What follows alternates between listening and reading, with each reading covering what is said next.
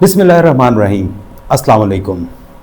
नाजरीन। 17,635 रुपये में V8 लैंड क्रूज़र, जिसकी असल कीमत जो वहाँ पर जो मंगवाई गई थी उसमें $5,000 शो की गई और उसको पाकिस्तान में 17,635 रुपये का कहा गया और इस गाड़ी को इंपोर्ट किया गया। जी हाँ, V8 2023 model land cruiser Japan से पाकिस्तान आई, कस्टम क्लियर हुई और उसके बाद इस वक्त इस्लामाबाद की सड़कों पर घूम रही है।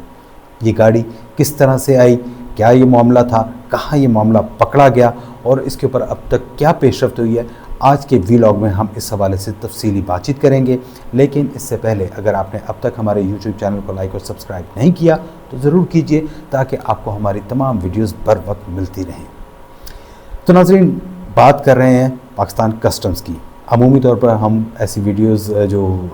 किसी एक इदारे से मुतल्लिक हों,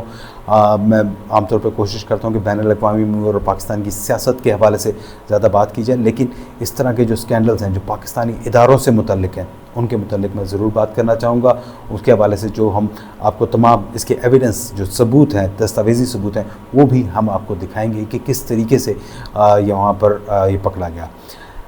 नाज़रीन, पाकिस्तान कस्टम्स एक पाकिस्तान के इदारों में से एक ऐसा इदारा है जिसके हवाले से कहा जाता है कि अगर ये इदारा, सिर्फ ये एक इदारा सही मानों में अपना जो असल काम है, जो इसका तरीक़ाकार है, जो कानून है, जो बिल्कुल दुरुस्त तरीक़ाकार है, उसके मुताबिक अगर ये काम शुरू कर दे तो ये मुल्क के लिए इतना जितना भी ये जो टैक्स के जो हमारे टारगेट्स होते हैं, जो वहाँ पर रेवेन्यू के जो टारगेट्स होते हैं FBR के, ये अकेला एक इदारा ही पूरे कर दे। लेकिन इसमें जो करप्शन, बड़े पैमाने पर होने वाली करप्शन है, उसकी वजह से ये इदारा हमेशा जो है वहाँ पर नाकाम रहता है, अपने टारगेट्स भी पूरे नहीं कर पाता और यहाँ पर इसकी करप्शन की दास्तानें ज़ुबान ज़दे आम हैं। जो भी कहा जाता है कि जी कोई शख्स कस्टम से ताल्लुक़ रखता है, चाहे वो कोई क्लर्क ही क्यों ना हो, वो भी करोड़ोंपति अरबोंपति जो है वहाँ पर इनके क्लर्क्स होते हैं, जिनकी कराची में या किसी कराची पोर्ट पर या किसी अच्छे अप्रेजर में उसकी लगी होती है ड्यूटियाँ। वहाँ पर ये जिस तरीके से लूट मार की जाती है, अल-हफ़ीज़ अल-अमान, आप इस बारे में सोच भी नहीं सकते कि ये कितना पैसा जो है वो अर्न करते हैं, जो कौमी ख़जाने में जाना होता है, लेकिन ये इस करप्ट महकमे के करप्ट अफसरान और एहलकारों में तकसीम हो जाता है। बात कर रहे हैं हम आज एक गाड़ी की कि जो पाकिस्तान में मंगवाई 17,635 रुपये जिसकी कीमत मुकर्रर की गई, बताया गया कि जी इतने की ये गाड़ी है। ये सवाबी से ताल्लुक़ रखने वाले एक साहब हैं जिनका नाम है असमत अली ख़ान। जी बिल्कुल, जिनका नाम असमत अली ख़ान है और इस हवाले से जो इंकशाफात हुए, ये directorate of clearance audit, post clearance audit, बिल्कुल FBR का एक डिपार्टमेंट है जिसमें पोस्ट क्लियरेंस जो है वो ऑडिट किया जाता है। यानी कि जो चीज़ें उनकी क्लियरेंस हो चुकी है वो लोगों को दी जा चुकी हैं, लेकिन उसके हवाले से बाद में भी उनका ऑडिट किया जाता है, उसको चेक किया जाता है कि क्या ये तमाम तर मामला दुरुस्त अंदाज में हुए या नहीं। इसकी क्लियरेंस होकर जा चुकी थी, लेकिन बाद में इसका जब पोस्ट ऑडिट में ये आया और अब इस असमत अली ख़ान साहब को बाकायदा जो है वो नोटिस जारी कर दिया गया है जिसमें उनसे तमाम तर तफसीलात मांगी गई हैं। बहुत सारी तफसीलात मांगी गई हैं, इनके माली मामलात जो हैं उनके ऊपर भी शक ज़ाहिर किया गया है। इन्होंने जो ट्रांजैक्शन का कोई जो सबूत था वो भी नहीं दिया कि जापान कैसे पैसे गए, किस तरीके से गए, क्या इन्होंने कि रेमिटेंस की फॉर्म में पैसे आने चाहिए, वो उस तरह से भी कुछ नहीं हुआ। तो सारा मामला ही खासा गंभीर किस्म का है, लेकिन हम इसकी तफसील आपको आसान अल्फाज में समझाने की कोशिश करेंगे। तो नाज़रीन, ये वाक़या जो है बताया जा रहा है कि ये इसकी जो GD थी वो वहाँ पर वो गई। 2023 मॉडल की ये गाड़ी थी जो 31/12/2024 को ये यहाँ पर पाकिस्तान पहुंची थी और इस हवाले से जो इसकी गुड्स डिक्लेरेशन फॉर्म था, जो फ़ाइल होती है पूरी, जिसमें तमाम तर सबूत और दस्तावेज़ात जो है मुंसलिक की जाती हैं, ये ऑनलाइन जो है वो भिजवाया जाता है और ये वो उसमें भिजवाई गई और ये टोयोटा लैंड क्रूज़र जो थी 17,635 रुपये में उसकी मालियत ज़ाहिर की गई। और जो उसके साथ जो दीगर दस्तावेज़ात थी कि ये है कितने की, ली कितने की गई है, तो बताया गया कि जापान से ये $5,000 में ख़रीदी गई है, जो कि 13,94,250 रुपये बनते थे। कहा गया कि जनाब ये 13,94,250 रुपये में खरीदी गई है और ये पाकिस्तान पहुंच गई है। फिर उसके बाद जनाब ये हुआ ये कि ये 2/11/2024 को पाकिस्तान पहुंची थी और ये वहाँ पर बताया जाता है कि इस शख्स के नाम पर नहीं थी, असमत अली ख़ान साहब के नाम पर ये नहीं थी। ठीक है जी। ये फिर इसके बाद 2/11/2024 को ये वहाँ से रवाना हुई और 24/11/2024 को ये पाकिस्तान पहुँची थी यहाँ पर। और इसको ये बैगेज अलाउंस के तहत मंगवाई गई थी। आपको बैगेज अलाउंस का बताते चलें कि बैगेज अलाउंस ये होता है कि जनाब कोई शख्स जो है वहाँ पर अगर वो जापान में रहा है कुछ अर्सा, कम से कम उसके लिए मुद्दत 6 माह है, कि अगर कोई शख्स वहाँ पे 6 माह किसी मुल्क में रहे और वापस आते हुए वो कहे कि जनाब मैंने वहाँ पे एक गाड़ी ख़रीदी थी और मैं गाड़ी ख़रीद के जो है वहाँ पर अब मैं क्योंकि पाकिस्तान वापस आ रहा हूँ मुस्तकिल तौर पर, तो वो वहाँ पर ये मैं गाड़ी अपने साथ लाना चाहता हूँ, तो उसको बैगेज स्कीम कहा जाता है। ये बैगेज स्कीम के तहत जो है वो गाड़ियाँ पाकिस्तान में लाई जाती हैं और ज़्यादातर जो है वहाँ पर जो ये इम्पोर्ट हो रही थी जापान से गाड़ियाँ, और उसमें जो है वहाँ पर मुख्तलिफ लोगों के पासपोर्ट्स जो हैं वो इस्तेमाल किए जाते हैं कि कोई शख्स यहाँ पर जापान गया, वहाँ पे 6 से 8 महीने रहा, तो वापस जब वो आता है तो सिर्फ उसके पासपोर्ट की कॉपी देनी होती है जिस पर उसके साथ वीज़ा लगा हो, वीज़े की कॉपी होती है और साथ पासपोर्ट की कॉपी होती है। तो अमूमी तौर पर ये जो है कराची पोर्ट पर और जो कस्टम क्लियरिंग एजेंट्स हैं वो वहाँ पर ये 25 से 30 हज़ार रुपये में ये फ़ोटोकॉपी बाआसानी मिल जाती है। लेकिन इस केस में वो कॉपी भी नहीं थी, इस शख्स ने अपने नाम पर ही मंगवाई थी। यहाँ पर कहा कि जी ये बोनाफाइड परचेज़र उस तरह से नहीं थे, लेकिन इनकी पासपोर्ट की कॉपी ऐसी इसमें मौजूद नहीं थी। ठीक है जी, बिल्कुल। ये इसके बाद ये पाकिस्तान लाते हैं और ये यहाँ पर पाकिस्तान में जब लाके इनको किया गया 31/12/2024 को जो है एक्सपोर्ट जो है वहाँ पे MDK कॉरपोरेशन जो थी उसने जो था वहाँ पर MDK कॉरपोरेशन को जो था इसका ओनर वो ज़ाहिर किया गया कि जी वो इसके मालिक हैं, लेकिन जो साथ ये था कि यहाँ पर no proof of payment is on record, कोई भी ऐसा सबूत नहीं था कि जी जो वहाँ पर जो ट्रांजैक्शन हुई है,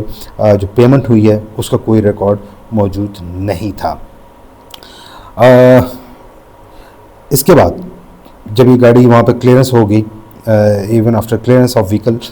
4/1/2025 को ये गाड़ी इस्लामाबाद में रजिस्टर्ड होती है। ठीक है, और ये असमत अली ख़ान साहब के नाम पे होती है और ये खैबर पख्तूनख्वा में हुई है, प्रोफेशनल इस्लामाबाद में नहीं हुई, लेकिन ये बताया जाता है कि इस्लामाबाद में ये साहब पाए जाते हैं।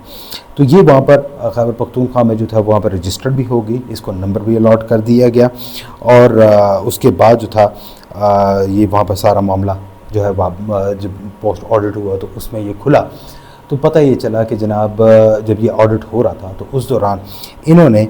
$5,000 इसकी कीमत अगर से ज़ाहिर की थी और कहा था कि जी जो GD में लिखा था कि पाकिस्तानी 17,635 रुपये की ये गाड़ी है, लेकिन जो कस्टम के जो हुक्काम थे उन्होंने इसका जो एस्टिमेट लगाया,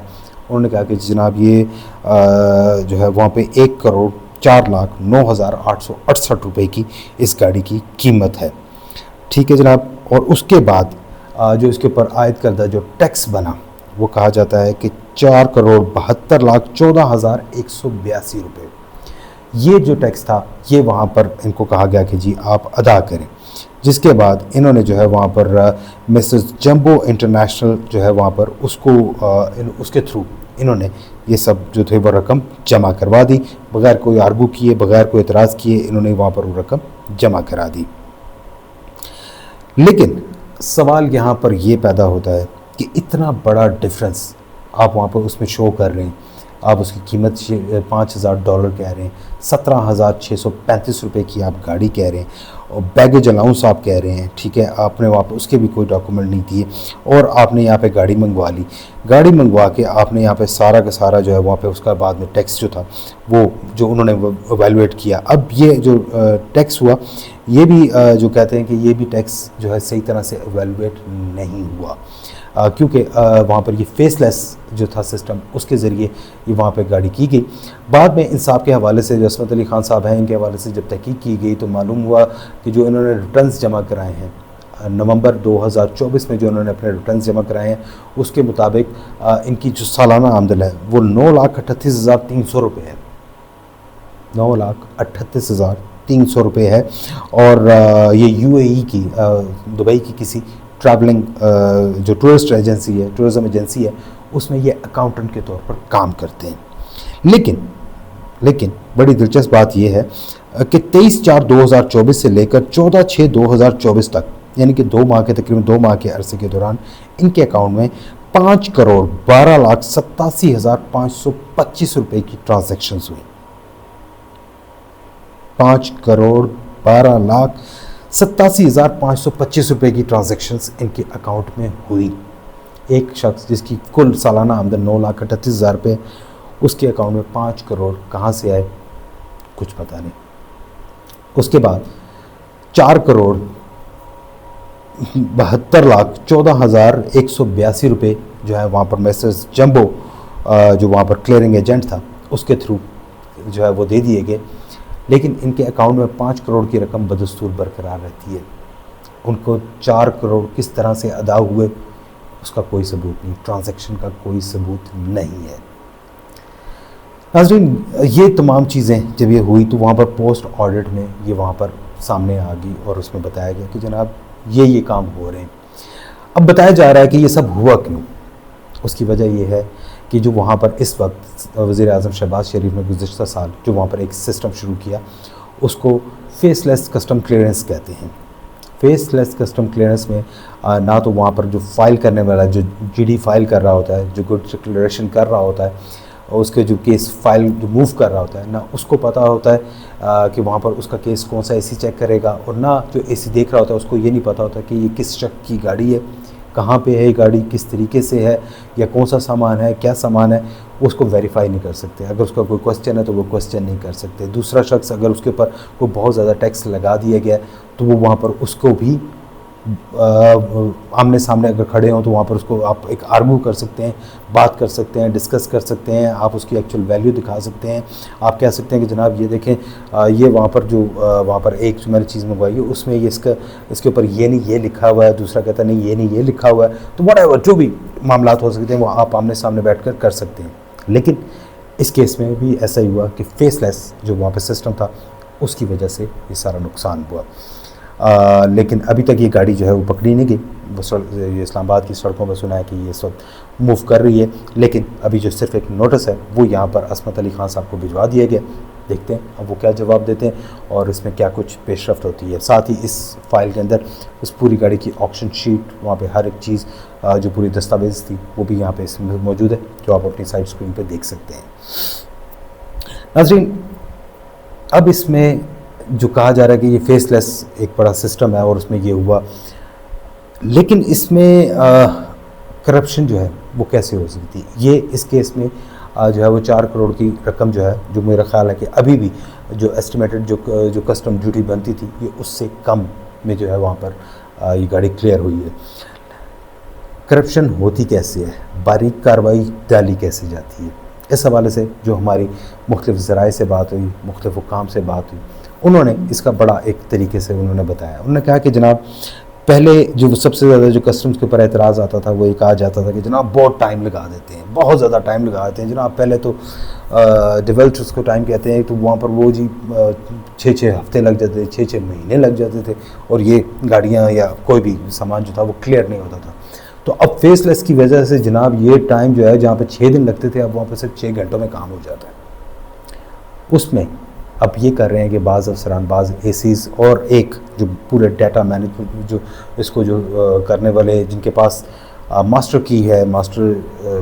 वहाँ पर उनके पास एक पावर बटन भी है, उनके पास एक इख्तियार हासिल है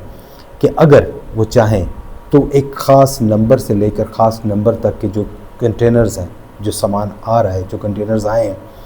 उनको ग्रीन चैनल में वो डाल सकते हैं। और यहाँ पर कई बार देखने में आ रहा है कि बहुत सारे ऐसे केसेस, ऐसे मामलात चल रहे हैं कि जिनमें जो ऐसे कंटेनर्स आते हैं उनको अचानक एक क्लिक के साथ, मिसाल के तौर पर अगर उन्होंने आज एक एसी के पास अगर 300 कंटेनर्स की पूरी एक वो आ गई है, वहाँ पे पूरी फहरिस्त आ गई है, सारे मामलात आ गए, तो वो वहाँ पर उसमें से 100 कंटेनर्स को अगर वो चाहें कि जनाब अपनी परफॉर्मेंस दिखानी है कि जनाब हमने बड़ा स्पीडी काम किया, हमने तो बहुत जल्दी कर दिया, तो वो 100 कंटेनर्स को उसी 1 मिनट में क्लियर कर सकते हैं, उनको ग्रीन चैनल में डाल देते हैं। ग्रीन चैनल पे डालने का मतलब ये है कि जो शख्स ने जो कीमत या जो वैल्यू जिस चीज़ की बताई है उसके ऊपर मुकम्मल ट्रस्ट किया जाता है और उसकी ज़ुबान के ऊपर एतबार करते हुए वो चीज़ क्लियर कर दी जाती है। अगर ये गाड़ी किसी स्टेज पर ना पकड़ी जाती तो 17,635 रुपये में कि ये गाड़ी जिसके ऊपर ड्यूटी बननी थी टोटल को 51,000 रुपये, ये गाड़ी बाहर निकल जानी थी। बिल्कुल ऐसा होना था, लेकिन ये गाड़ी वहाँ पर नहीं हुई। लेकिन जो हमारे ज़राए हैं वो हमें बता रहे हैं कि ऐसी सैकड़ों गाड़ियाँ वो निकल कर जा चुकी हैं। अब ये इसमें यहाँ पर गड़बड़ कैसे होती है, किस तरीके से होती है, वो भी हम आपको बताते हैं। गड़बड़ अब इस तरह से होती है कि जनाब एक एसी साहब